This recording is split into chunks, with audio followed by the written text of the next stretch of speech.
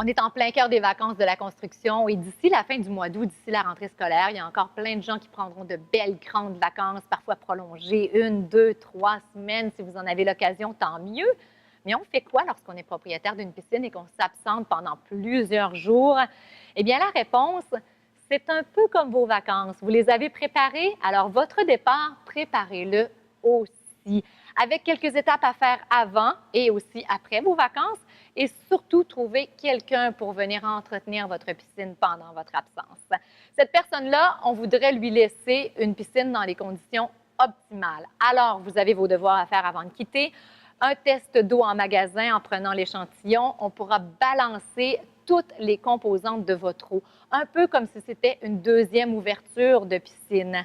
Par la suite, si vous avez un système de filtration au sable, faites tout de suite votre backwash. À cartouche, assurez-vous de lui laisser une cartouche bien propre pour que la filtration soit optimale pendant votre absence. Maintenant, vous avez une toile solaire?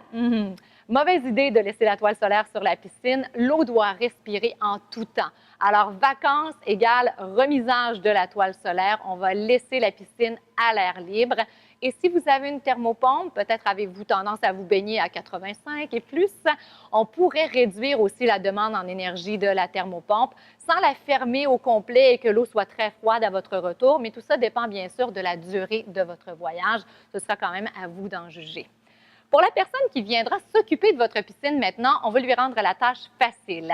Si vous avez un système au sel, sachez que la demande en chlore sera moins forte puisqu'il y aura moins de baigneurs dans votre piscine. Alors, vous pouvez vous permettre de réduire un peu le pourcentage de production de chlore, mais quand même rester à l'affût.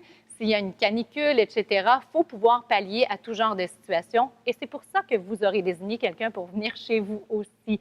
On laissera à sa disponibilité des bandelettes et des gouttelettes pour faire le test d'eau, voir la quantité de chlore dans la piscine.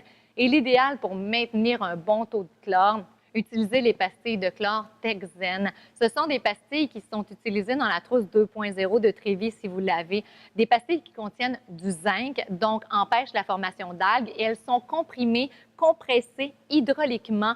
Donc le chlore se libère très lentement. La pastille va se dissoudre très lentement pour un apport constant en chlore à la piscine. Si vous n'avez pas fait de traitement choc avant votre départ ou encore si vous partez pour plus d'une semaine, laissez aussi à la disposition de la personne désignée un sachet de traitement choc. C'est une très mauvaise idée de surcharger le chlorinateur. Il faut y aller tranquillement et en remettre pendant la semaine. Alors, à votre disposition, la Texen, on pourra la mettre dans l'écumoire si vous n'avez pas de chlorinateur. Alors, de cette manière-là, vous vous assurez d'avoir une eau de piscine alléchante, agréable et attirante à votre retour, mais je vous conseille quand même au retour de revenir en magasin faire un test d'eau puisque certains paramètres pourraient avoir changé pendant votre absence.